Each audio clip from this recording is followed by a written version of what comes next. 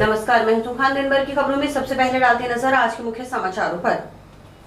अध्यापक ने बालिका से की छेड़छाड़, मुकदमा दर्ज। परिजनों के साथ मोहल्ले वासियों ने स्कूल में किया हंगामा। टाउन धान मंडी में धान चोरी, किसानों में रोष।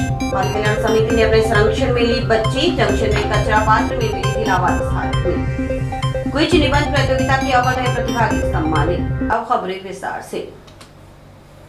टाउन के एक निजी विद्यालय के अंग्रेजी विषय अध्यापक पर कक्षा 8वीं में अध्ययनरत बालिका के साथ छेड़छाड़ और अश्लील हरकतें करने के आरोप में सोमवार को महिला पुलिस थाना में मुकदमा दर्ज हुआ। दूसरी तरफ बालिका के परिजनों व मोहल्ले वासियों ने सोमवार को विद्यालय प्रांगण में एकत्रित होकर हंगामा कर दिया। उन्होंने अध्यापक के खिलाफ कार्रवाई करने की मांग विद्यालय प्रबंधन से की है। यह मामला सामने आने पर एसआरएस प्राइवेट स्कूल एसोसिएशन के पदाधिकारी भी विद्यालय पहुंचे और आक्रोशित परिजनों और मोहल्ले वासियों के साथ वार्ता की। इस दौरान पुलिसकर्मी भी मौजूद रहे। पुलिस के अनुसार एक व्यक्ति ने लिखित रिपोर्ट पेश करते हुए बताया कि उसके साले की 14 वर्षीय बेटी बचपन से ही उसके पास रहती है और टाउन के नई आबादी में एक निजी स्कूल में अध्ययनरत है। कक्षा 8 में पढ़ने वाली बच्ची को विनोद कुमार पुत्र सुखराम जाट निवासी वार्ड 1 सिविल लाइंस जंक्शन अंग्रेजी पढ़ाता है। अध्यापक विनोद कुमार ने उसके साले की बेटी को दीपावली के अवकाश से पहले स्कूल भवन के ऊपर की मंजिल पर बुलाया और कहा कि तुम मुझसे बात किया कर। इस पर बालिका वहां से जाने लगी तो विनोद कुमार ने उसका हाथ पकड़कर अश्लील हरकतें करने लगा और छेड़छाड़ की। तब बालिका वहां से भाग निकली। दीपावली की छुट्टियों के बाद बालिका स्कूल गई तो उस अध्यापक ने उसे अंग्रेजी की कॉपी लेकर स्कूल के पीछे की साइड बुलाया और डराने धमकाने लगा। 16 नवंबर को उसके साले की पुत्री ने घर आकर उसे सारी बातें बताई और रोने लगी। इस पर वे शाम को स्कूल पहुंचे तो पहले तो स्कूल प्रबंधन ने उस अध्यापक की आईडी नहीं दी और कहा कि अध्यापक के दस्तावेज उनके पास नहीं है। स्कूल प्रबंधन ने आश्वासन दिया कि अध्यापक को सुबह उनके सामने लाएंगे, लेकिन स्कूल प्रबंधन ने अध्यापक के खिलाफ कोई कार्रवाई नहीं की। और यहाँ विनोद नाम से एक टीचर है इंग्लिश का, जो बच्ची को टॉर्चर करता है और अलग से बुला के बोलता है कि तू मेरे से बात किया कर। दीपावली से पहले उसने नंबर दिया अपना। उसके बाद में वो दीपावली में छुट्टियाँ चली गई। उसके बाद में वापस वो उनके घर में शादी थी, 16 तारीख को आई तो फिर उसको अलग से बुलाया, बोली तू मेरे से बात क्यों नहीं करती है। ठीक है, उसका हाथ पकड़ा, उसको तंग किया। फिर वो बच्ची जाके घर पे बताया उसने सारी बात हमें। तब हमें कल इस बात का पूरा पता चला कि स्कूल में ये है। आज कल रात को हम आए तो इन स्कूल वालों ने उसकी आईडी नहीं दी हमें, कम से कम 1-1.5 घंटे तक। बोले कि हमारे पास डॉक्यूमेंट नहीं है। स्कूल में ऐसा कौन सा टीचर होता है जिसकी आईडी नहीं होती है? सबके डॉक्यूमेंट होते हैं इनके पास, लेकिन ये देने लिए मना कर दिया इन्होंने। फिर बोले कि सुबह आपके पास 8 बजे ले आएंगे। अभी तक इन्होंने उसकी कोई कार्रवाई नहीं की। उधर यह मामला आने पर विद्यालय पहुंचे एसआरएस प्राइवेट स्कूल एसोसिएशन के जिलाध्यक्ष शर्मा ने कहा कि अभिभावकों ने अध्यापक विनोद कुलड़िया के खिलाफ बच्चियों के प्रति अभद्र व्यवहार होने की शिकायत एसोसिएशन से की है। भविष्य में ध्यान रखा जाएगा कि इस तरह के अध्यापकों को विद्यालय में न रखा जाए। संस्था इसमें सुधार करेगी। उन्होंने कहा कि अध्यापक रखते समय बैकग्राउंड आदि की जांच पड़ताल की जाती है। वार्ता में अभिभावकों की ओर से दिए गए सुझावों पर विचार किया जाएगा। हर स्टाफ के दस्तावेजों का सत्यापन किया जाता है। आज इस स्कूल में एक टीचर की शिकायत थी। अभिभावक ने एप्लीकेशन दी। जो टीचर है उसका बच्चियों के प्रति जो है अभद्र व्यवहार है उसका, तो उनमें थोड़ा आक्रोश था पेरेंट्स में। तो बैठ के वार्ता हुई और उसमें उस टीचर स्कूल ने भी एप्लीकेशन दे दी है और पेरेंट्स ने भी महिला थाने में उसके विरुद्ध शिकायत दर्ज कराई है। और भविष्य में ऐसे टीचर्स पर भी ध्यान रखेंगे। महिला थाना पुलिस ने बीएनएस की धारा और पॉक्सो एक्ट के तहत मुकदमा दर्ज किया है। जांच अधिकारी थाना प्रभारी कविता पुनिया के अनुसार बच्ची के बयान लिए गए हैं। घटनास्थल का मुआयना किया जाएगा। बच्ची के कोर्ट में भी बयान करवाए जाएंगे। परिवादी ने दर्ज करवाया है। इनकी साले की बेटी है, उम्र तकरीबन 14 वर्ष है। स्वामी विवेकानंद विद्या मंदिर स्कूल है टाउन में। उनमें टीचर है विनोद कुमार पुत्र सुखराज जाट, इंग्लिश के टीचर हैं। उनके द्वारा छेड़छाड़ के इनके आरोप लगाए गए हैं कि कॉल करने दबाव डाला गया और छाड़ की गई है। वो FIR दर्ज हुई है। वे बच्ची के 161 के बयान लिए गए हैं और घटनास्थल का मुआयना भी किया जाएगा, फिर कोर्ट में बयान करवाया जाएगा। टाउन की धान मंडी में लगी धान की ढेरी से रात्रि को अज्ञात जना करीब 6 से 7 क्विंटल धान चोरी कर ले गया। किसानों को पता चलने पर उन्होंने चोरों का पीछा भी किया, लेकिन वे भागने में सफल रहे। मंडी में कृषि चीज चोरी की हो रही वारदातों से किसानों में रोष फैल गया। उन्होंने सोमवार को मंडी समिति के खिलाफ नारेबाजी कर विरोध दर्ज करवाया। इस संबंध में सोमवार को संबंधित किसान की ओर से मुकदमा दर्ज करवाने के लिए टाउन थाने में परिवाद भी सौंपा गया। इससे पहले आपको दिखाते हैं घटनाक्रम का CCTV फुटेज।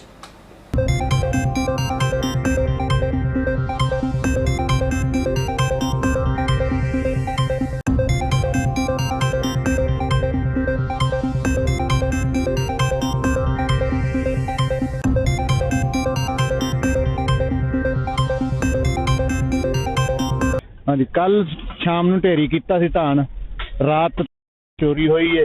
ਇੱਥੋਂ ਚੱਕ ਕੇ ਦੋ ਬੰਦੇ ਤੇ ਪਿੱਛੇ ਪੱਲੀਆਂ ਫੇਕ ਰਹੇ ਸੀ ਤੇ ਜਦੋਂ ਅਸੀਂ ਕੈਮਰਿਆਂ 'ਚ ਦੇਖਿਆ, ਕੈਮਰਿਆਂ 'ਚ ਸਾਫ਼ ਨਹੀਂ ਆਇਆ।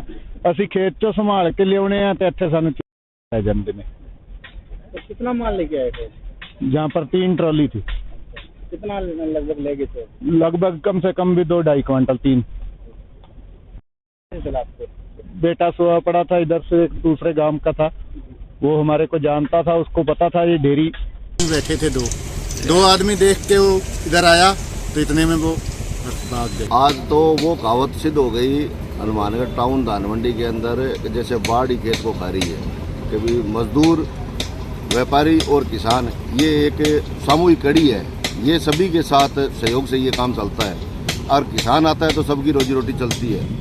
अगर किसान के साथ ऐसी होगी, पहले प्राकृतिक मार हो गई और धान की खरीद भी, उसके अंदर भी हम लोग पिछड़ गए।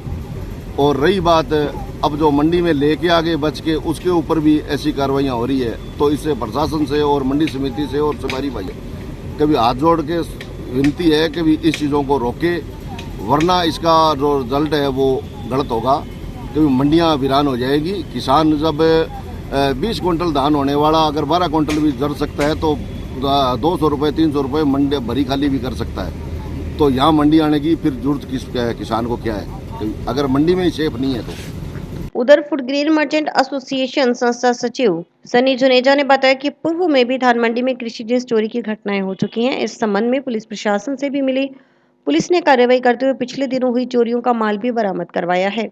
अब फिर टाउन पुलिस थाना प्रभारी से मुलाकात की जाएगी।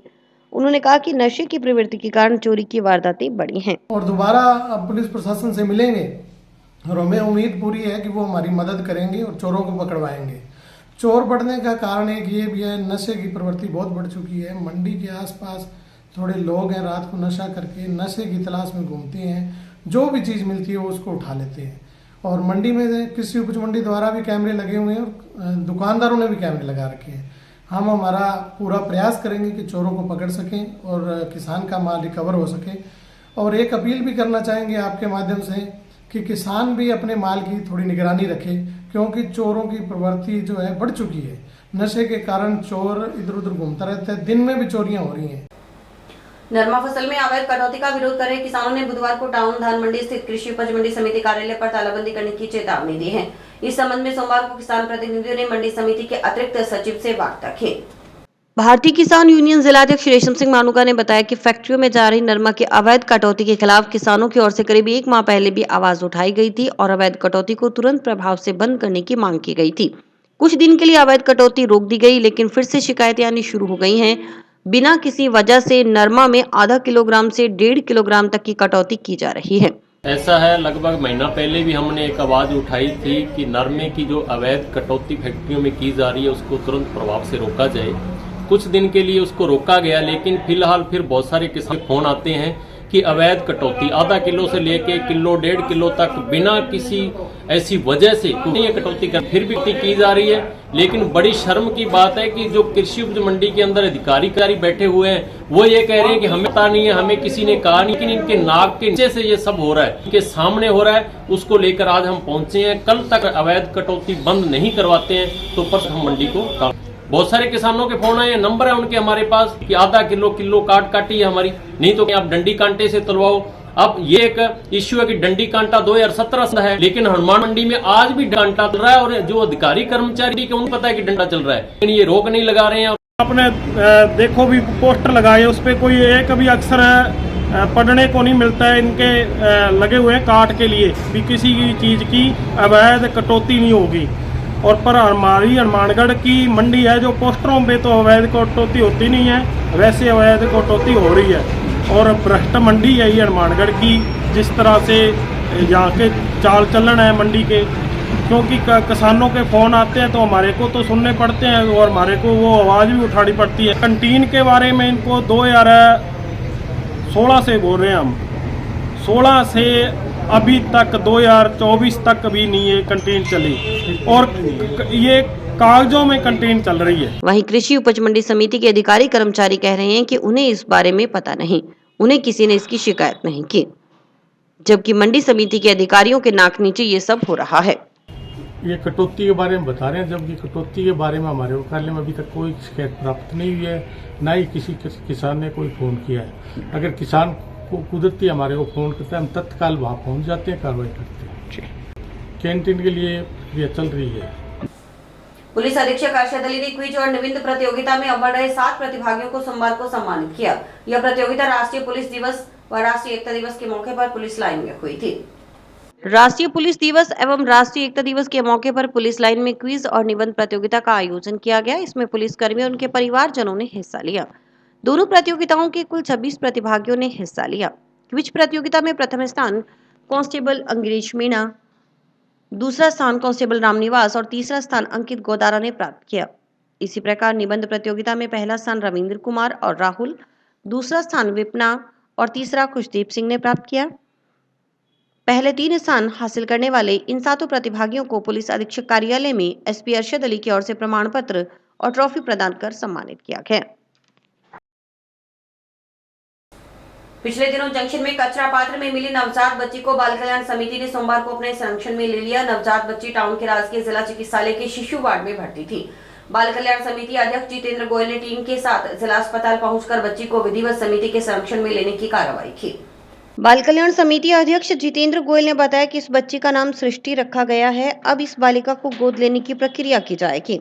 60 दिन बाद लीगल फ्री कर बच्ची को अडॉप्शन में डाला जाएगा। बच्चा गोद लेने के लिए इच्छुक वेटिंग वाले परिवारों की सूची CWUC के पास आएगी। इसके बाद जिला कलेक्टर, बाल अधिकारिता विभाग के उप निदेशक व बाल कल्याण समिति की ओर से स्टडी कर फिट फैमिली को बच्ची गोद देने की विधिवत कार्रवाई की जाएगी। CWUD का प्रयास है कि इस तरह के बच्चों का ऐसा उज्जवल भविष्य हो ताकि यह बच्चे जिस परिवार में जाएं वहां इनका लालन पालन बेहतर तरीके से हो। गोयल ने बताया कि CWUC के पास 3 आया हैं। हर 6 घंटे बाद आया की ओर से बच्ची की देखभाल की जाएगी। गोयल ने अपील की कि अनचाहे बच्चे को फेंके नहीं, उसे समिति को दें या पालना गृह में छोड़ें। किसी तरह की कोई पूछताछ नहीं होगी, न ही किसी प्रकार की कार्रवाई की जाएगी। अनचाहे बच्चे को फेंकने पर संबंधित के खिलाफ कार्रवाई भी होती है और बच्चे की जान खतरे में आ जाती है। आज जो नवजात शिशु जो मिला था जंक्शन बस स्टैंड में कचरा पात्र में, उस बच्ची को आज हमने CWC के संरक्षण में ले लिया है। अब इसके अडॉप्शन की कार्रवाई स्टार्ट हो जाएगी, जिसमें 60 दिन बाद इसको लीगल फ्री करके अडॉप्शन में डाला जाएगा। और इन बच्चों का हम चाहते हैं कि ऐसा उज्जवल भविष्य हो जिस फैमिली में जाए तो ये बच्चा जो है एक उसका लालन पालन एक माँ से भी ज़्यादा अच्छा होगा। हमारे पास रहेंगे तो यहाँ पे हमारे पास आयाज हैं 3, हर 6 घंटे बाद वो देखभाल करेगी और किसी प्रकार की कोई समस्या नहीं रहेगी। इतने दिन इसको जो नवजात शिशु विशेष देखभाल यूनिट है उसमें रखा गया था और आज हमने यहाँ से रिसीव कर लिया है विधिवत। और हम चाहते हैं कि आपके चैनल के माध्यम से यही कहेंगे कि जो अनचाहा बच्चा है उसे फेंके नहीं। समाचार अभी और भी हैं, देखते रहिए स्काई चैनल। नमस्कार दोस्तों, मैं डॉक्टर निधि डोमेवाले फोकस नागपाल आई हॉस्पिटल से, जो 40 साल से आंखों की बहुत अच्छी सर्विस दे रहा है। आपको ये बताते हुए मुझे खुशी हो रही है कि अब चश्मा निकालने का ऑपरेशन जो लेज़र द्वारा किया जाता है, जिसे लेसिक कहते हैं, वो यहाँ पर शुरू हो चुका है। लेसिक यानी लेज़र द्वारा आपके आँख का चश्मे का नंबर हटाया जाता है। ये चश्मे का नंबर हटाने के लिए लेज़र किरणों का प्रयोग किया जाता है। हमारे यहाँ हनुमानगढ़ में आधुनिक तकनीक की मशीनें हैं जो FDA अप्रूव्ड है, जो आपकी आंखों के लिए बहुत सुरक्षित है। बिना नुकसान के आपका चश्मे का नंबर हट जाएगा। लेसिक ऑपरेशन से मरीज़ को घबराने की कोई ज़रूरत नहीं है, क्योंकि इस ऑपरेशन में आपको आँख में कोई टीका लगवाने की ज़रूरत नहीं है। हम आँख को एक ड्रॉप यानी एक दवाई के द्वारा सून करेंगे, उसके बाद आपका ऑपरेशन होगा जो कि 10 से 15 मिनट में हो जाएगा। चलो आए लेसिक ऑपरेशन के द्वारा अपनी नई ज़िंदगी की शुरुआत करें और चश्मा से मुक्त हो जाए। राज्य सरकार की ओर से चलाए जा रहे मानस अभियान के तहत नशे के कारण महिलाओं पर हो रही हिंसा विषय पर जिला स्तरीय भाषण प्रतियोगिता श्री खुशहालदास विश्वविद्यालय के ऑडिटोरियम हॉल में संपन्न हुई। कार्यक्रम के मुख्य अतिथि जिला कलेक्टर कानाराम थे। आज ये जिला स्तरीय भाषण प्रतियोगिता आयोजित हो रही है। सबसे पहले तो मैं आप सभी युवाओं को बधाई देता हूँ। मैं सुन रहा था आप लोगों को बहुत ऊर्जा के साथ और एक इस टॉपिक के सभी पहलुओं को कवर करते हुए जो अपने विचार रखे हैं, मैं आप सबको बधाई देता हूँ और सभी वक्ताओं को ये मैं कहूँगा एक बार दोबारा आप तालियां बजाएं। बहुत अच्छा अपने विचार रखिए। जो पैनल है वो तय करेगा कौन विनर है, फर्स्ट सेकंड थर्ड। लेकिन मेरे हिसाब से आप सभी लोग जो पधारे हैं, जिन्होंने बोला है और जिन्होंने सुना है और जो यहाँ से ग्रहण करके जाएंगे, जीवन में उतारेंगे, वो सारे विनर हैं। तो स्कोर हो सकता है वही करें, लेकिन आपकी भागीदारी, आपका इस मंच पर आकर बोलना, आप में से हो सकता है कई युवाओं ने पहली बार जिला स्तरीय किसी प्लेटफॉर्म पर आकर अपनी बात रखी होगी। तो यहाँ आकर अपनी बात रखने का हौसला रखना भी अपने आप में एक विजेता का दर्जा देता है। तो मैं चाहूंगा अगली बार ये नंबर ज्यादा हो और जब आपके कॉलेज में गतिविधियां हो तो वहां भी पार्टिसिपेशन जो है उतना ही ज्यादा। एक बार करे, पूरी जिंदगी ना उतरे, वो एक काम का नशा, मेहनत का नशा।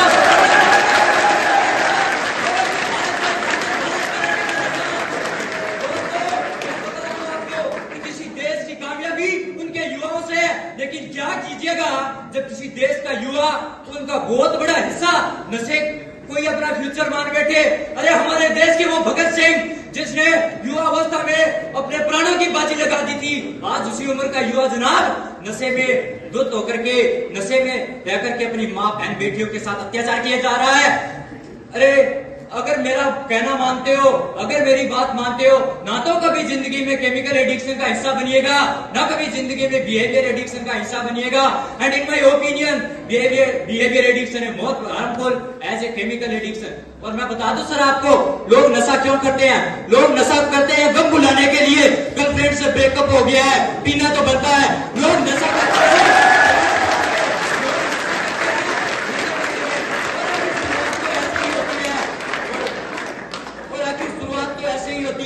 तुझे मेरी दोस्ती की कसम, दोस्त के लिए एक ड्रिंक नहीं ले सकता।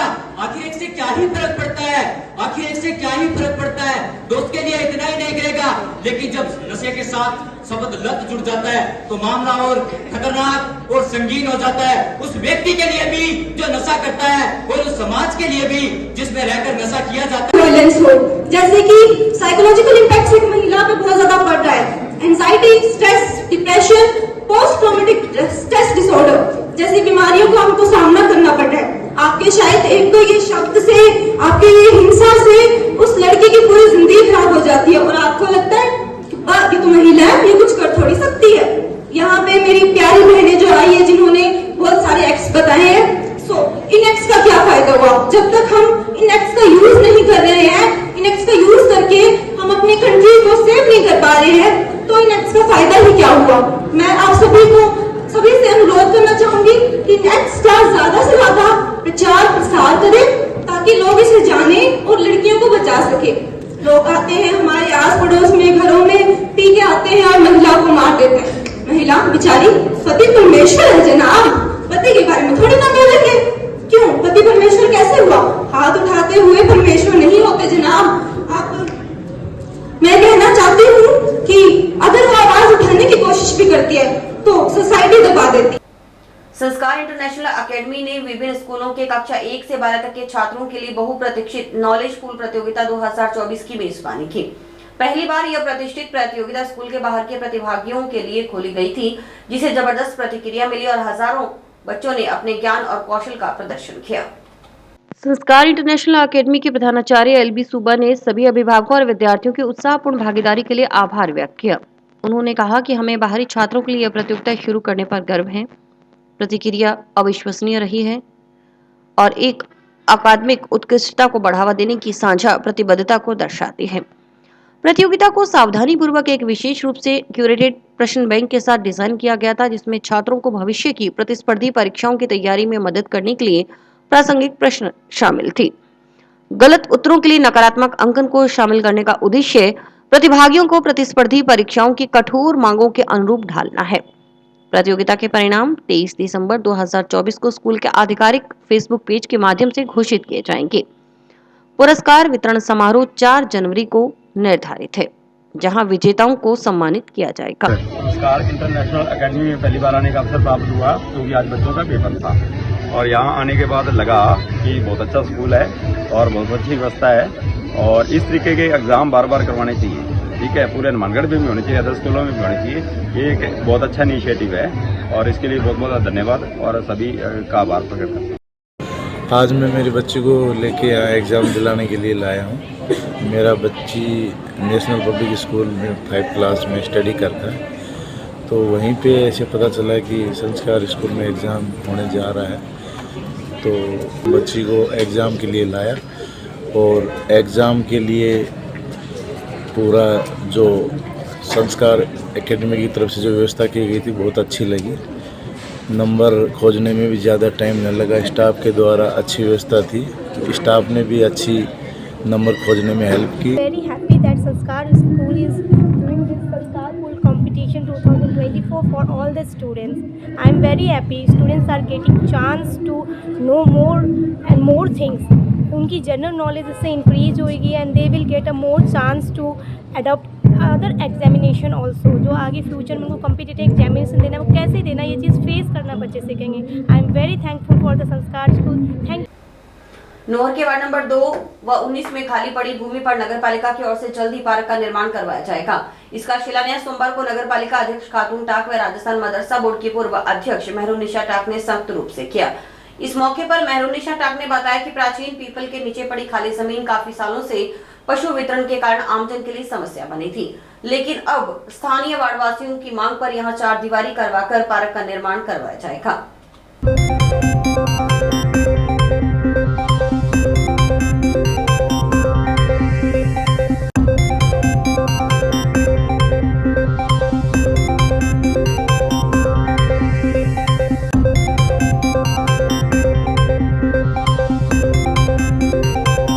वार्ड नंबर 19 और 2 की सीमा पर ये पीपल के बड़ की बहुत समस्या थी कि यहाँ पे बहुत कचरा था और पूजनीय जगह है और वहाँ पर सभी वार्डवासियों की इच्छा थी कि यहाँ पर एक छोटा सा पार्क विकसित किया जाए जिससे कि वार्डवासियों को यहाँ पे पूजा भी कर सके, महिलाएं बैठ भी सके और साफ़ सुथरी जगह भी हो सके।